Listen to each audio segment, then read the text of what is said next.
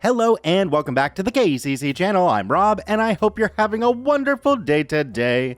Today we're jumping into some malicious compliance. Our first story today comes to us from All Good Names Taken 98. Make parts non-stop but never get them shipped? Okay boss, let's jump right in.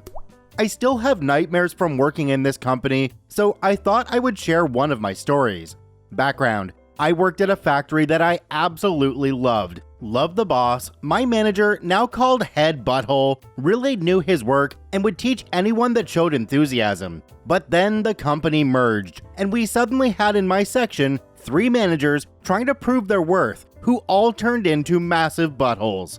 The place quickly turned into every man for himself. For example, the 10 minutes I spent patching up a coworker before he went to hospital came at the cost of being screamed at, then forced to stay back to make up for my timesheets being out. Can tell more tales of this another time. And while my section needed 5 people to run, the way they managed it, people walked out and it came down to me alone. I would have 3 different managers come to yell at me, but not help or hire people to do the work. Seriously, it would be like a drive-by shooting how fast they would come in, scream, and run out. I was desperate to quit, but living paycheck to paycheck, things were brutally hard. My role was to run a CNC router, but had to run 2 of them as I'm now alone, complete the parts, and get it ready to send to the customer. Often from start to ship, my parts are only handled by me. This is not normal. Normally you'd have someone to help complete the parts. As I am alone, I have to keep up with the machine. It makes sense to have the machine off at times during the day while I get things completed. You could expect a screaming if the place was messy at the end of the day, I mean ballistic screaming. Now for the story. Keep in mind, this is 15 plus years ago, so might not be 100% accurate. I had machined a stack of parts and there was no way I could in my right mind make more parts until I had done the post-processing and had these parts ready to be shipped. There were things that had to be sent that day. Why aren't the machines running? I'm really behind in this, and why aren't the machines running? This is really urgent. Let me get this part sent and I can run the machines after I finish this. Now absolutely screaming and throwing crap, get the effing machines running now! He starts berating me and saying that the post-processing wasn't important, and running the machines was the most important, and that I had to keep the machines running no matter what, and that post-processing can be done by anyone in the factory. But I'm the only one who can run the machines, so I have to run them and keep them running no matter what. Cue malicious compliance. For the entire week, I did exactly what he asked. I ran both machines. I would load the programs for the next job while the machine was still running its existing job. Tool holders were lined up and ready to go. While the machines are running, I would sprint from the machines to the material racks to get materials I needed for the next job ready. I ran those machines non-stop. I did 0 post-processing, as I did not have a spare minute. Nothing was finished to stage where it could be shipped. There wasn't even time for breaks. I made sure those machines ran without a minute of downtime. By the end of the week, I had machined so many parts that I had filled up 3 massive workbenches. These benches were something like 3 meters by 1.5 meters long, and I just kept stacking the piles as high as I could. The best thing is that the urgent work is now on the bottom of this pile, and the work due next week was on top. This is literally hundreds of different customers' orders. I don't remember the hours I pulled at this exact time, but I have done shifts such as 6 a.m. to 10 p.m. and 7 a.m. to 11 p.m. 80-hour weeks without overtime pay were usual for me.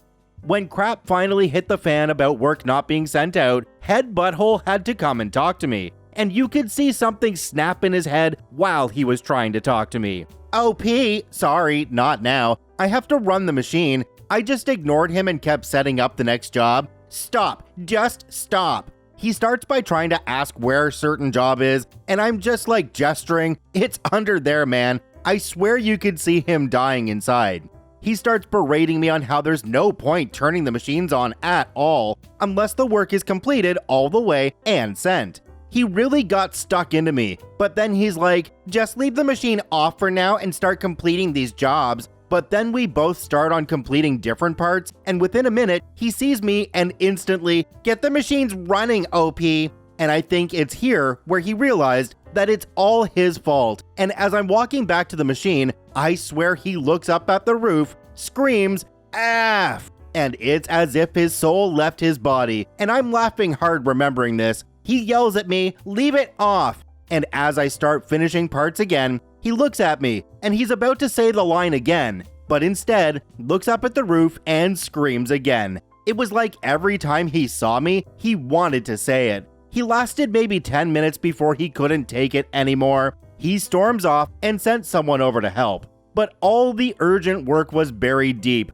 We had to complete non-urgent work first to get it out of the way so that we could find it. And guess who suddenly left work on time every day and stopped working weekends? In short, with people helping me, it took over 2 weeks to catch up and clear the backlog. Those urgent parts were at least 2 weeks late. It took a lot longer for the schedule to return to normal.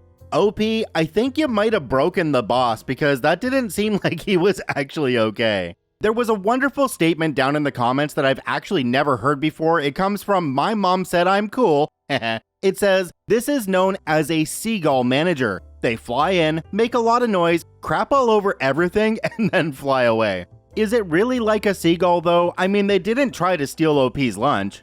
Do me a quick favor, have a look down below the video. If that subscribe button's still red, it means you're not actually subscribed to the KCC channel. Please hit that subscribe button for more daily Reddit stories.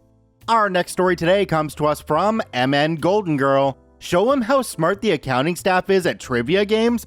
Okay, boss, let's jump right in. At the turn of the century, I worked as an accountant for a major sports team. The owner hired a new VP of Human Resources who immediately fired the Chief Financial Officer. The CFO's duties were shifted down to the accounting staff, and we were a small staff of 6. We were swamped. At the same time, the new VP of HR organized an all-staff trivia contest between departments. When those of us in accounting saw the email, we immediately deleted it. We were already working evenings and weekends just to keep up. We had no spare time to spend an afternoon playing games. When the VP of HR saw that no one from accounting had signed up, he called another accountant and me into his office. He insisted we form a team and participate in the event. We explained how incredibly busy we were, pointed out the deadlines we were facing, and told him how many hours everyone in the department was working. His face turned red. He stood and pointed a finger at me and said, "This is not a request. This is mandatory. You will attend the trivia contest, and you will show the entire staff how smart the accounting staff is." He glared at both of us in turn. "Do you understand?" We nodded and left his office. Halfway back to the accounting office, my coworker gestured to the restroom and we ducked inside. "If we've got to do this," she said with an evil grin, "let's really do this." I nodded, catching her meaning. She was a highly educated, brilliant person who was well versed in politics and current issues. I'll call her Ivy League. My talent is a bizarre memory for odd and normally unuseful factoids. The trivia teams had to be 3-player, and we decided to recruit another coworker who knew sports statistics to the point of being overzealous. I'll call him Sportster, and he was the perfect fit because we knew they'd have a lot of sports trivia in the game. We pulled him aside and went over our plan with him. We would show him how smart the accounting staff was, and we would do it as fast as possible so we could get back to the piles of work waiting for us. He was all in. On the day of the trivia game, all staff met in a bar in the empty area. Ironically, the VP of HR was called away on an HR emergency, so he didn't show up at all. There was an open bar, appetizers, and a few of the sports team's players and broadcasters attended. The other trivia teams represented ticketing, guest services, operations, security, marketing, broadcasting, IT, the foundation, etc. I would estimate nearly 200 people were there. They were all drinking liquor and filling up on the bar food. The 3 of us from accounting drank caffeinated soda and stayed sharp. And we dominated. The game was structured so 2 teams would play each other while the rest of the staff watched. When a team lost during a round, they were immediately out of the competition. It started as a fun event, with laughter and teasing between departments. During the first round, our team easily, fiercely trounced the competition. The 3 of us stayed deadly serious and focused throughout the game. Ivy League was superb at answering the classical knowledge and politics questions. Sportster covered the world of athletics, and I was able to pull up anything they couldn't get. As our team quickly routed our opponents and moved up in the tiers, the laughter died away, and the fun atmosphere disappeared from the bar. We won the competition, were each awarded a small plastic trophy, and we left immediately, going back to the piles of work awaiting us at our cubicles. That evening, I worked quite late, quietly plugging away. Our middle manager accountant was in his office working, and probably didn't realize I was still there. Someone stormed into the area and went right to the middle manager's office. What the hell happened at the trivia thing? It was the VP of HR. The middle manager talked about how Ivy League, MN Golden Girl, and Sportster were so intent on winning, it made everyone uncomfortable. I realized I had to make my presence known, so I grabbed my trophy and stood, prairie dogging over the cubicles. "Hey, you forgot to tell him," I said. They tried to distract us by bringing in the players and the on-air talent. I laughed and set my trophy on the corner of the cubicle, but we showed them how smart the accounting staff is. I didn't wait to see their reaction, I just sat and got back to work. In the 10 years I worked for that organization, there were no more all-staff trivia games played. Ah yes, forced participation. We had that in the payday loan company that I worked for. We had to jump on a phone call every week, and we had to say something nice about the company. It was mandatory, otherwise our managers would come down on us. It was actually quite comical how often it backfired on them though, because there would be people that would speak their mind and then say, "Oh yeah, and I quit."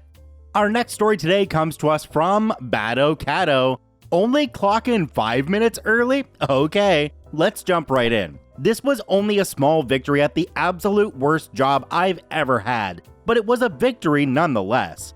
I worked at a small local bank that was constantly understaffed. I was always forced to work overtime because I had a boss that was getting close to retirement and just didn't give a crap anymore. So I was the one who had to stay behind and help newbies figure out why their tills were $200 short. I asked for a raise, pointing out all of the responsibilities she had been slowly putting on me and no one else, but was denied. On top of that, the customers were disrespectful, and the manager over my boss was the single most awful person I've ever worked under. I'm a hard worker. I'm always trying to go the extra mile, so when my raise was denied, and in a pretty rude manner at that, I had a difficult time pulling myself back so I wouldn't become too jaded. If you pay me the bare minimum, I will do what was expected and not an inch more. Another teller and I had been putting in so much overtime, again short-staffed, that the boss instated a new policy. You can only clock in 5 minutes before the bank opens or 5 minutes before your time on the floor begins. This works out for a normal teller in the walk-in lobby since the boss opens up the vault and does other startup responsibilities in the morning. But I worked in the drive-thru and I had my own vault I was responsible for. So opening the vault, other opening tasks, getting the drive-thru up and ready, counting out my drawer, all had to be done in 5 minutes. Okay, it's doable, but add on top of that a new policy from the president of the bank himself. The drive-thru must be open to serve customers 5 minutes before the lobby opens. I will never understand why, but them's the rules. And cue malicious compliance. I start clocking in at 7:50 on the dot. That gives me between 7:50 and 7:55 to set up, and then I'm ready to see customers at 7:55. But my boss doesn't change my schedule to reflect this 5-minute difference. After about 2 weeks, I check my timestamps and notice she's changed all my clock-in times from 7:50 to 7:55. This place was so petty that they felt the need to steal 5 minutes of my time every day. That's 25 minutes a week, and yes, that matters.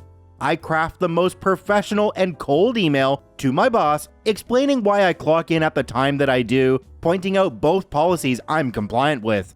I got no response, but my timesheets were changed back the next time I looked. The happy ending to this story is that I was able to find a new job and put in my 2 weeks notice, with one of those weeks already being a planned vacation. That was the best feeling ever. It sounds to me like the managers in this case knew about wage theft, obviously, and when OP called them on it, they completely put it back to where it was because they knew that they would have been screwed otherwise. Managers who do this are usually ones that have gotten away with it for a very long time, but it only takes one person to stand up for their rights. Our last story today comes to us from New Traffic 8744. Gonna ignore my directions? Okay, let's go the wrong way. Let's jump right in. This was a few years ago now. I had just finished a show in the summer. Along with the family I live with, my dad and aunt had also seen the show. This was a big deal because they've never seen my shows, even when I lived with my dad and my aunt lived across the country. After the show, everyone was getting into cars, and I was told I had to go with my dad and aunt in their car. I wasn't too pleased, as I always felt uncomfortable talking to them. I'm treated like a child who doesn't know anything, ignored or straight up scolded for speaking. I was 17 at the time, but treated the same as I was when I was 9. I was not ready to make a fuss, so I got in the car, and my aunt asked me if I could give directions because they didn't know the town. The town was pretty big. It's almost the size of a city. I went to college there, so I knew it pretty well. Of course, I agreed that I would help. Then I'm told I could be quiet because they had set up sat-nav, so I didn't have to talk all the time. They pulled out of the car park and followed the main road into town as the sat-nav said to turn left. I could hear them trying to figure out which turn off as there were two. One went to the train station and the other the road we needed. I tried to say which turn it was and was ignored. Tried to say again, but a little louder so they could hear me, and the response was, "For God's sakes, we have the sat-nav. You don't need to talk, just shut up." Okay, I was not expecting that harsh of a response, but that is where my malicious compliance came in. You want me to be quiet? Okay, I will be quiet. I won't say we just missed the turn. I sat there happy and quiet as I heard their frustration. Realizing the next turn was a one-way street, meaning they would have to turn right, I didn't say anything. I decided to sit there in full silence until they got to the other side of town while they were growing frustrated at the directions. After a good while of my silence, I decided to break it, saying, "You can go that way to get back." I was asked how I know, and I said, "I go to college here. This is my bus route. I know the town." So after doubting me for a few seconds, they decided to follow my directions. This is not the end of my compliance though. I acted perfectly happy and calm as I gave them directions to go back the right way, but I decided to leave out the fact that I waited until we got to the second road that leads us back to my mom's house, but I took them all the way back to the other route. So I led them back all the way through town. I told them I knew the way, and I told them which road to go down and was yelled at to be quiet. So that is exactly what I did, and I never felt so much power watching them drive around with no clue where to go whilst I knew every street. It was an extra 30 minutes onto the car ride, but I don't regret any of it. Have any of you ever gotten directions that said something like, "Turn right where the gas station used to be"? Okay, what gas station? Sat-nav is honestly no better because sometimes it'll send you down a street that you're just not meant to go down. There's even been stories in the US of people going down old logging roads because the sat-nav told them to go down there and they couldn't get back out. I don't know though, if I were OP in this situation, I probably would have tried to navigate them around in circles for as long as I could, just to see how long it took them to realize that they'd driven past the same thing like 6 times. Check out all 4 OPs linked in the description down below. I thank you for watching. I hope you have a wonderful day, and we'll see you tomorrow.